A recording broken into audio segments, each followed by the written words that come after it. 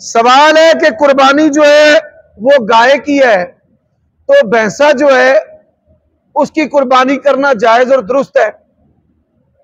देखिए, शरीयत की जो जुबान है वो अरबी है। अरबी जुबान के अंदर जो भैंस है ये भी गाय की एक किस्म है, गाय की एक किस्म है। हम इसका बराह रास्त कुर्बानी का फतवा नहीं दे सकते। क्यों नहीं दे सकते?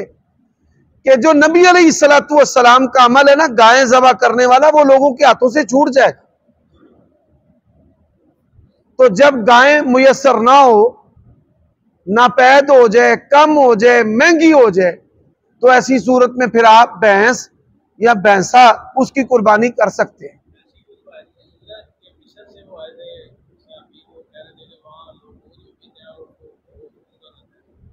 देखिए, बात यह है कि ये एक किस्म है गाय की।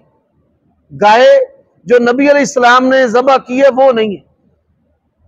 हम इसको गाय की किस्म तो मानेंगे, लेकिन हम में से कोई बंदा ये फतवा देने की जुर्रत नहीं करता कि वो नबी अलैहिस्सलाम के अमल से काफी हो जाएगा।